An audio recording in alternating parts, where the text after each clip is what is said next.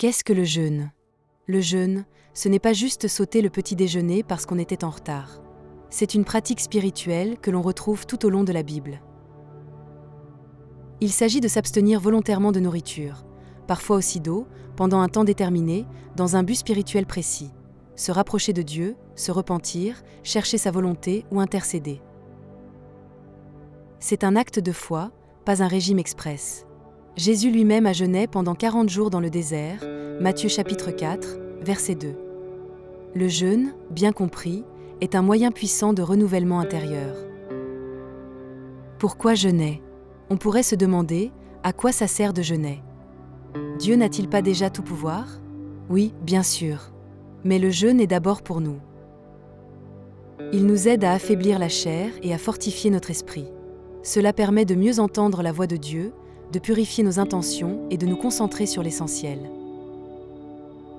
Dans Joël chapitre 2, verset 12, Dieu dit « Revenez à moi de tout votre cœur, avec des jeûnes, avec des pleurs et des lamentations. » Le jeûne accompagne un cœur sincère qui cherche Dieu. Le jeûne dans l'Ancien Testament. Dans l'Ancien Testament, le jeûne était souvent associé à des moments de crise. On jeûnait pour implorer la miséricorde de Dieu, voir Jonas chapitre 3, verset 5, quand Ninive se repent, pour se préparer à une mission, voir Esdras chapitre 8, verset 21, ou pour pleurer un deuil. Le jeûne était une réponse visible d'humilité devant Dieu. Attention, le jeûne sans changement de cœur ne sert à rien. Ésaïe chapitre 58, verset 6 nous rappelle le vrai jeûne que Dieu attend, détache les chaînes de la méchanceté, dénoue les liens de la servitude. Le jeûne dans le Nouveau Testament. Avec Jésus, le jeûne prend une nouvelle dimension. Ce n'est plus un simple rituel, mais un moyen de se rendre disponible à l'esprit. Jésus a dit, « Lorsque vous jeûnez, ne prenez pas un air triste, comme les hypocrites, qui se rendent le visage tout défait pour montrer aux hommes qu'ils jeûnent. » Matthieu chapitre 6, verset 16. Le jeûne est normal dans la vie d'un disciple. L'Église primitive jeûnait pour recevoir la direction de Dieu, Actes des Apôtres chapitre 13, verset 2. Ce n'était pas une obligation pour mériter quoi que ce soit, mais un acte d'amour, de foi et d'obéissance. Et surtout, pas besoin d'avoir l'air triste. Les bienfaits spirituels du jeûne.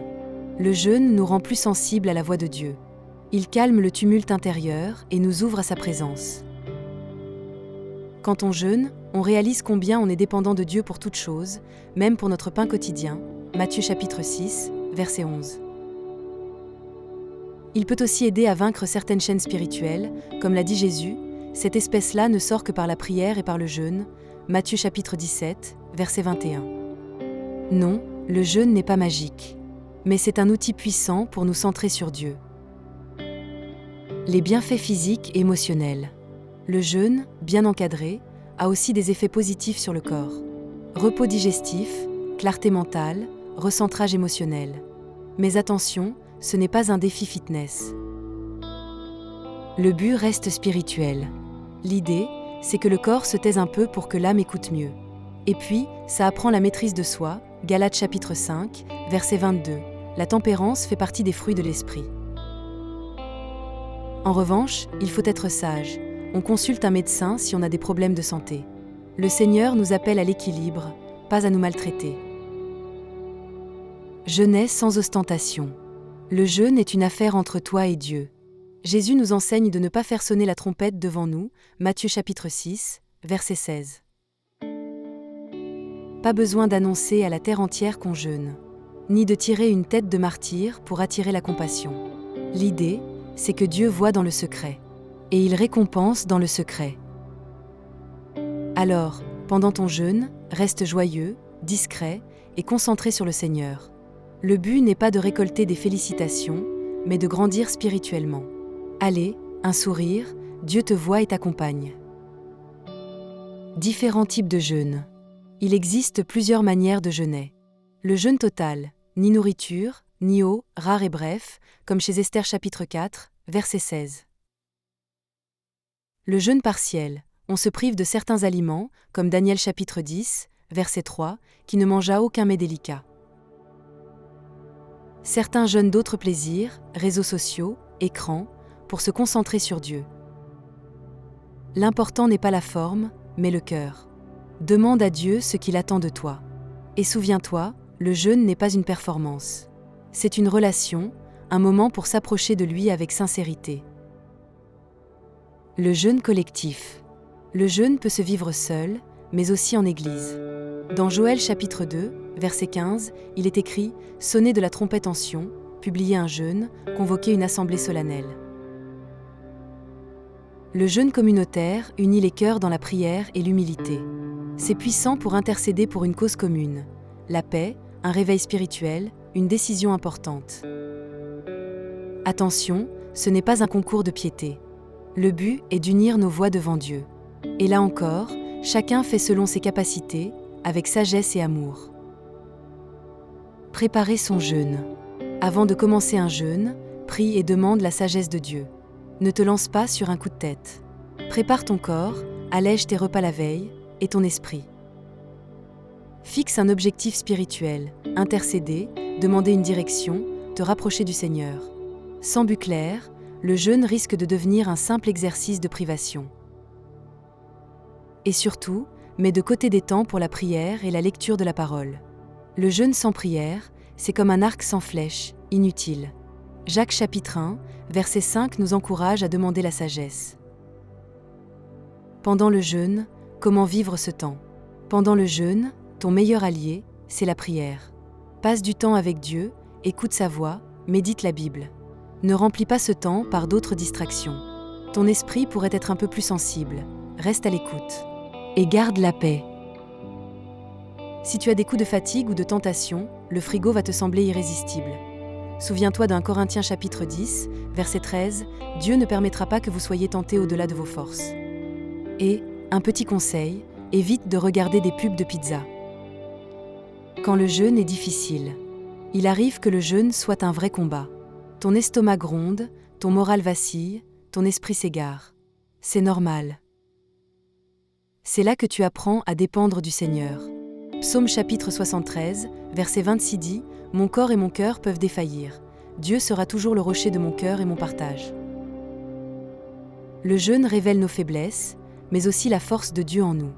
Ne te décourage pas, c'est dans ces moments que ta foi grandit. Et si vraiment tu faiblis, parle-en au Seigneur. Il connaît tes limites. Le jeûne et la tentation. Tu verras, quand tu jeûnes, les tentations s'invitent souvent. Ce n'est pas un hasard.